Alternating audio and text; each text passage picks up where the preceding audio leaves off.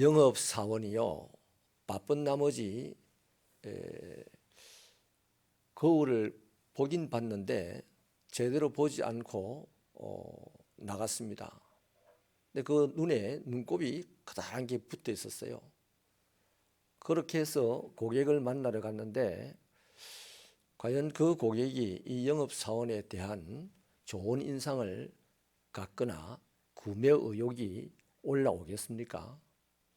한 번 아니면 두 번, 그 정도면 또 몰라요. 착한 사람들은 뭐 사람이 그럴 수도 있지, 바쁘다 보면 실수이겠거니 이렇게 생각을 하고 이해해 줄 수 있겠습니다만, 이 영업사원이 번번이 그런 핑계를 가지고 거울을 보긴 봤어요. 헐끗 보고는 다 정리가 된 줄 알고 나갔다면 그 사람은 아마 영업사원으로서 돈을 벌기는 어려울 것입니다. 삶이 궁핍해지고 또 불행해지는 그런 결과를 갖게 될 것입니다. 그리스도인에게 말씀이 바로 이 거울과 같습니다. 때문에 그리스도인이 말씀을 듣기만 하고 행하지 않는다면 자신을 그러면서도 말씀을 듣는 사람이라고 생각하고 산다면 성경이 말하기를 그 사람을 보고 속이는 자라고 합니다. 거짓말쟁이라고 합니다. 반대로요, 그리스도인이 계시된 하나님의 말씀을 펼쳐서 자신의 삶을 살피는 데 열심인 사람은 어떻겠습니까? 그 사람의 생각이나 또 그 사람의 마음이 산만해지지 않을 것입니다. 하루 동안 산만해졌던 마음도 그 말씀 때문에 정리가 되고 바로 세워질 것입니다. 그리고 말씀을 자신의 행동에 옮기게 될 것입니다. 그렇게 말씀을 실행하는 그 결과로 그 사람은 어제보다 오늘 더 큰 확신을 갖게 되고 더 풍성한 기쁨을 갖게 되는 것입니다. 16세기에 마틴 루터가 종교개혁을 시작했죠. 모토는 이신칭의입니다. 믿으면 구원받는다 하는 것이죠. 그래서 행함이 아니라 믿음을 통해서 하나님의 의를 얻게 된다고 가르쳤는데, 이 성경에 대한 재발견은 당시 사회에 엄청난 충격을 주었습니다. 핵폭탄이 터지는 것보다 훨씬 더 큰 충격이었습니다. 교황이 이것을 결국 받아들이지 않고 이 개혁자들을 무참히 살육하기도 하고 개혁교회들을 핍박을 했었습니다. 여러분, 만약에요, 우리가 하나님의 어떤 기준을 통과해야만 구원을 받는다라고 한다면 이 세상에 누가 구원을 받을 사람이 있겠습니까?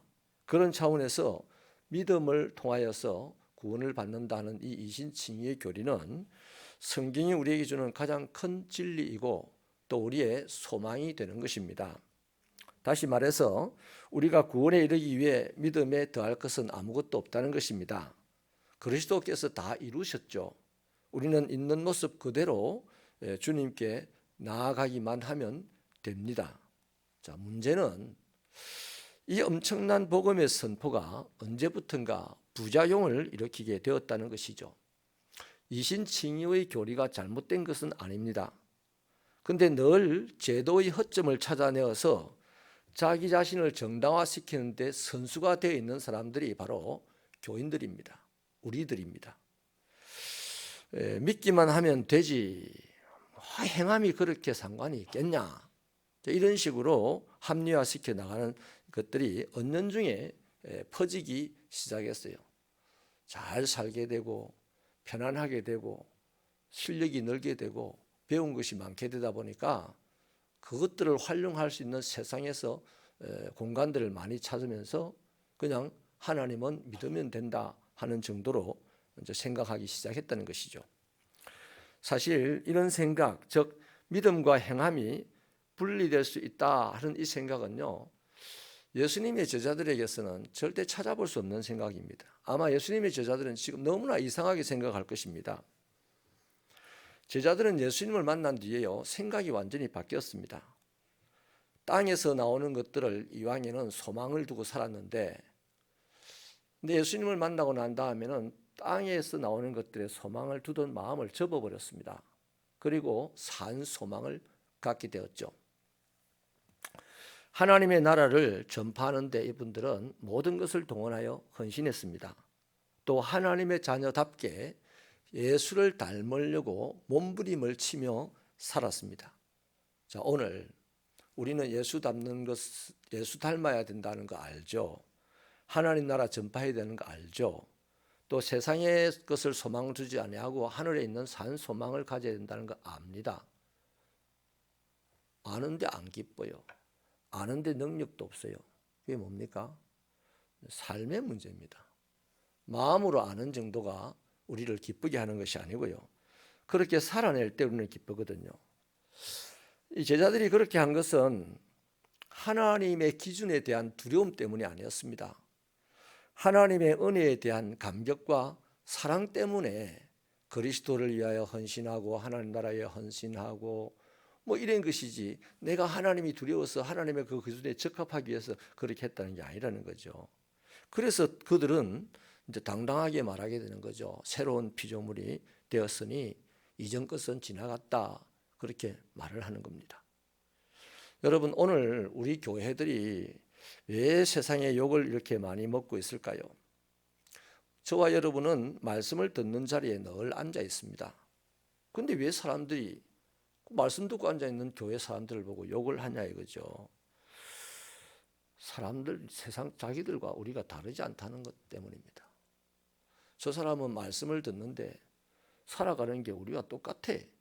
우리 욕심 부릴 때 저 사람도 욕심 부르던데, 우리 새치기 할 때 저 사람도 새치기 하던데, 우리 성낼 때 저 사람도 성내던데, 우리 데모할 때 저 사람도 데모하던데, 똑같은데 그 말씀 듣는다고 혼자 고상하게 앉아 있는 그 헛일이지 뭘, 이렇게 이제 판단이 되니 욕을 하는 거예요. 여러분, 늘 예수님 이야기 좋아합니다. 좋은 말, 고상한 말 잘합니다, 우리는. 그런데 문제가 그거예요. 문제가 고상한 말 못해도 돼요. 우리가 해야 되는 것, 진짜 해야 되는 것은 예수님과 비슷하게 살려고 애를 써야 되는 거예요. 예수 믿기 때문에.